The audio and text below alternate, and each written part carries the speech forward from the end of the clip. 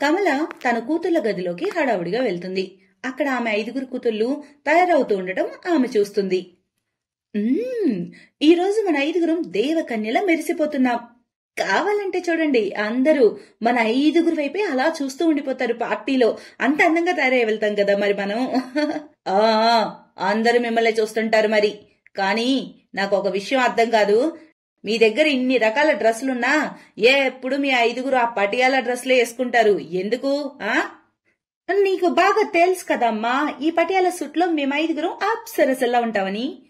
అరే అప్సరసల్లారా, త్వరగా కానివ్వండి, లేదంటే మిమ్మల్ని ఇక్కడే వదిలి నేను ఒక్కదానే పార్టీకి వెళ్తాను. అర్థమైందా? వాళ్ళ అమ్మ కోపం చూసి వాళ్ళ 5 త్వరగా తయారైపోయి వాళ్ళ అమ్మతో పాటు పార్టీకి వెళ్తారు. అక్కడ పార్టీలో అందరి దృష్టి ఆ 5 అక్క చెల్లెలపైనే ఉంటుంది. అక్కడ పార్టీలో అందరూ చీర, లెహంగా వంటివి కట్టుకొని తిరుగుతూ ఉంటే ఆ 5 మాత్రం పటియాల సూట్ కట్టుకొని తిరుగుతూ ఉంటారు. పార్టీలో ప్రతి ఒక్కరూ వాళ్ళ 5 గమనిస్తూ ఉంటారు. ఆ పార్టీలోనే జయ అనే పేరు గల ఒక ఆవిడ ఉంటుంది.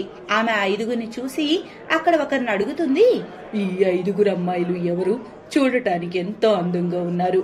ఒకవేళ ఈ 5 నా ఇంటి కోడళ్ళైతే నా ఇంటికే వెలుగొస్తుంది. వీళ్ళు మా చుట్టాల పిల్లలే. ఒకవేళ మీరు సరే అంటే నేను మాట్లాడతాను వాళ్ళతో. తప్పకుండా. ఆ వ్యక్తి కమలతో మాట్లాడతాడు. ఆ తర్వాత జయ తన 5 కొడుకులతో కమల ఇంటికి వచ్చి పెళ్లి ముహూర్తం ఖరారు చేసుకుంటుంది. కొద్ది రోజుల్లోనే వాళ్ళ పెళ్లి తారీఖు వచ్చేస్తుంది. వాళ్ళ అత్తారింటి నుంచి వాళ్లకు పెళ్లి బట్టలు వస్తాయి. చూడండి, వియ్యపురాలు ఎంత అందమైన పెళ్లి బట్టలు పంపిందో మీ 5 కోసం. అహో, కానీ అమ్మా, ఇవి లెహంగాలు. మేము 5 మా పెళ్లిలో పటియాలా సూటే వేసుకోవాలనుకుంటున్నాం. మేము కట్టుకోం ఈ లెహంగా డ్రెస్.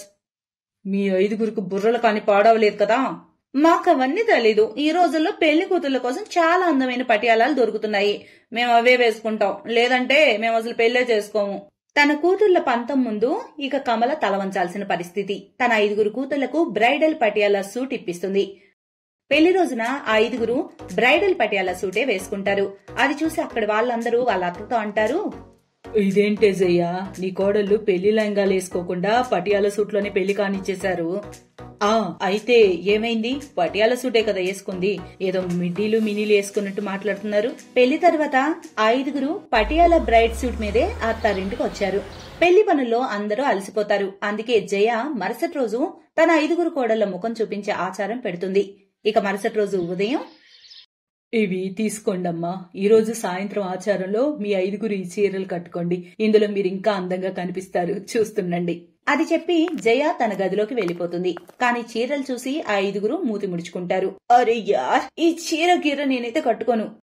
ఎంత అందమైన పటియాల సూట్ రెడీ చేసుకున్నాం మనం సాయంత్రం కట్టుకోవడానికి. కానీ అత్తయ్య అడిగితే ఏం చెప్పాలి మనం? ఏముంది, మనకు చీర కట్టుకోవడం రాదని చెప్పేద్దాం. అయినా సూట్ కూడా ట్రెడిషనలే కదా. సాయంత్రం ఆ 5 తమ పుట్టింటి నుంచి తెచ్చుకున్న పటియాల సూట్ నే వేసుకున్నారు. అది చూసి అక్కడికి వచ్చిన ఆడవాళ్లు, ఊరి దేవుడా, ఆ జయ కోడలను చూడండి, ఈ రోజు కూడా పటియాల సూట్ వేసుకొని కూర్చున్నారు. పైగా ఒకరి చేతులు పొట్టివి, ఒకరి నెక్ డీపు, పైగా చాలా పొట్టి టాపు, పొడిగే లేదు. నిజంగా జయ, ఈ నీ 5 కోడళ్లు బాగా బరితెగించేశారు. ఏమాత్రం సిగ్గులేని వాళ్ళు ఇల్లు హద్దు పూర్తిగా దాటేశారు. ఆంటీ గారు, మీరు మమ్మల్ని సిగ్గులేని వాళ్ళు అన్నారు కదా, కానీ నిన్న మండపం దగ్గర ట్రాన్స్పరెంట్ చీర కట్టుకుని డాన్స్ వేసిన డీప్ నెక్ బ్లౌజ్ గల అమ్మాయి మీ కోడలే కదా? నోర్మై, కనీసం నా కోడలు చీర అయితే కట్టుకుంది. పదండి అందరు ఇక్కడి నుంచి, వచ్చింది పెద్ద మనల్ని అనడానికి. ఆ మహిళలంతా అక్కడి నుంచి వెళ్లిపోతారు. అలా కొన్ని రోజులైతే గడుస్తాయి. కానీ జయ ఆ 5 కోడళ్లు చీరలు కాని మరో రకం కాని కట్టుకోకుండా పటియాల సూటే వేసుకొని ఉంటారు. అదంతా చూసి జయ కూడా ఎక్కడో ఒక చోట విసుకొస్తూ ఉంటుంది. అలా ఒకరోజు, కోడళ్లారా, ఈ రోజు ఊరు నుంచి మీ చిన్నత్త వస్తుంది. నేను మీ అందరినీ రిక్వెస్ట్ చేస్తున్నాను, దయచేసి మీరందరూ కొద్ది రోజులు చీరలు కట్టుకోండి, లేదంటే చిన్నత్త దగ్గర మాట వస్తుంది. ఆమె మిమ్మల్ని చెడుగా అనుకోవచ్చు. కాని ఆ 5 ఎవరి మాటలు వినరు. అప్పుడు కూడా పటియాల సూట్ వేసుకుని తిరుగుతూ ఉంటారు. సాయంత్రం వారి చిన్నత్త రాగానే ఆ 5 ఆమె ఆశీర్వాదం తీసుకుంటారు. అప్పుడు వాళ్ళ డీప్ నెక్ ఆమెకు కనిపిస్తుంది. అలాగే పటియాల కుర్తీ పొట్టిగా ఉండటం, టాప్ పైకి ఉండటం చూసి ఆ 5 వాళ్ళ చిన్నత్త చాలా కోప్పడుతుంది. ఛీ ఛీ ఛీ జయ, నీ కోడళ్ళైతే సిగ్గు లేకుండా బరి తెగించారే. ఎలాంటి బట్టలు కట్టుకున్నారే వీళ్ళు. నువ్వు ఊర్లో ఎంత పద్ధతిగా ఉండేదానివి, కానీ ఇప్పుడు నీకు కూడా ఈ పట్నం తిక్క తలకెక్కినట్టుంది. అందుకే నీ కోడలకు ఏమీ చెప్పడం లేదు. నువ్వు కూడా వీళ్ళలా సిగ్గు లేదల్లా మారేవయ్యేంటి. ఆ మాటలు విన్న జయ కళ్ళల్లో నీళ్లొస్తాయి. ఆమె ఏడుస్తూ తన గదిలోకి వెళ్లిపోతుంది. ఆ చిన్నత్త కూడా ఆమె వెనకే వెళ్తుంది. అప్పుడు ఆ 5 కోడళ్ళు వాళ్ళల్లో వాళ్లే బాధపడుతూ అనుకుంటారు, ఈ రోజు మన వల్ల అత్తయ్య అన్ని మాటలు పడాల్సి వచ్చింది. మన వల్ల ఈ రోజు ఆమె కళ్ళలో కన్నీళ్లు కూడా వచ్చాయి. అత్తయ్యను ఒప్పించడానికి నా దగ్గర ఒక ఐడియా ఉంది. అందరు ఇలా రండి. అందరూ ఒక నిర్ణయానికి వస్తారు. ఆ తర్వాత ఆ 5 తన అత్త ఇచ్చిన చీరలు కట్టుకుని జయ ఇంకా చిన్నత్త కోసం టీ పకోడీ తయారు చేసుకుని తీసుకెళ్తారు. తమ 5 కోడళ్లను ఆ రూపంలో చూసి ఆ ఇద్దరు చాలా సంతోషిస్తారు. ఆపై ఆ 5 అప్పుడప్పుడు పటియాలా సూట్ ఇంకా అప్పుడప్పుడు చీరలు కట్టుకుంటున్నారు. దాంతో ఆ 5 ఇంకా వాళ్ళ అత్తయ్య జయ కూడా సంతోషంగా ఉండసాగారు.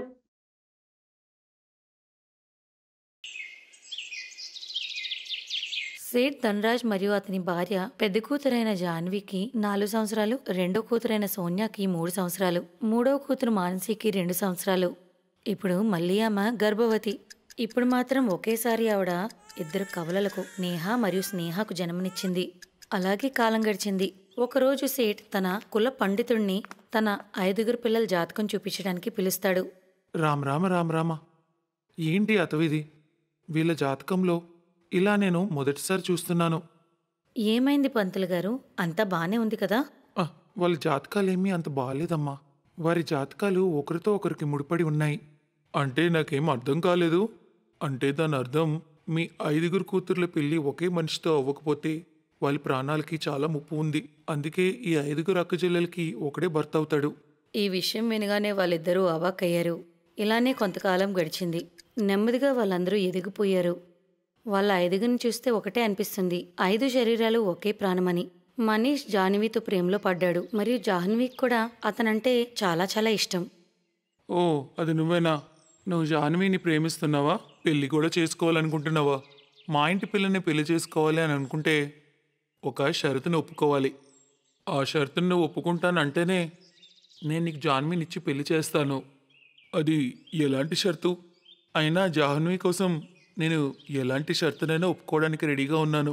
తనతో పాటు అక్క చెల్లెలను కూడా పెళ్లి చేసుకోవాలి. నువ్వు ఒప్పుకుంటున్నావా? మీరసలు ఏమంటున్నారు? జాహ్నవితో పాటు తన అక్క చెల్లెలందరినీ పెళ్లి చేసుకోవాలా? దాని వెనుక ఒక కారణం ఉంది. ఆ విషయం నేను అందరికీ చెప్పలేను. నేను చెప్పాలనుకున్నది ఏంటంటే, నాకు నా పిల్లలంటే చాలా ఇష్టం. అందుకని వాళ్ళల్లో ఎవరిని కోల్పోలేను. నువ్వు వీరందరినీ కూడా పెళ్లి చేసుకోవాలనుకుంటే పర్వాలేదు, లేదంటే జాహ్నవిని కూడా మర్చిపో. నన్ను క్షమించండి, నాకు ఈ పెళ్ళి ఇష్టం లేదు. జాహ్నవి, నువ్వంటే నాకు చాలా ఇష్టం, కానీ నీతో పాటు నీ అక్క చెల్లెలందరినీ చేసుకోవడం నాకు ఇష్టం లేదు. వీలైతే నన్ను మర్చిపో. ఇలా కొన్ని రోజులు గడిచిపోతాయి. అయినా జాహ్నవి, మనీష్ ఒకరినొకరు మర్చిపోలేరు. ఇంకెంతకాలం అతను తలుచుకుంటూ ఏడుస్తావక్క? అవునక్క, నీకు అంతగానే ఇష్టమైతే అతనితో పారిపో. అవునక్క, మా అందరికీ అదే కావాలి. అయితే ఒకరోజు అందరి సహాయంతో బైక్ మీద వచ్చిన మహేష్తో ఆమె పారిపోతుంది. త్వరగా పద మనీష్, త్వరగా వెళ్ళి మనం పెళ్లి చేసుకుంటే నాన్నగారు ఇంక మనల్ని ఎప్పటికీ విడదీయలేరు. నువ్వు కంగారు పడుకో, నేను అన్ని అరేంజ్మెంట్స్ చేశాను. అక్కడ వాళ్ళిద్దరూ గుళ్ళో పెళ్లి చేసుకుంటారు. ఇక్కడ సేట్జీకి వాళ్ళు పారిపోయిన విషయం తెలుస్తుంది. పెళ్లి చేసుకున్న తర్వాత మనీష్తో పాటు అత్తగారింటికి వెళ్ళిపోతుంది. అక్కడికి వెళ్ళగానే అనుకోకుండా ఆమె ఆరోగ్యం సడన్ గా క్షీణిస్తుంది. మనీష్ ఆమెను హాస్పిటల్కి తీసుకువెళ్తాడు. ఈ విషయం ఎప్పుడైతే సేట్జీకి తెలుస్తుందో అతను కూడా హాస్పిటల్ చేరుకుంటారు. ఇదంతా నీ వల్లే జరిగింది.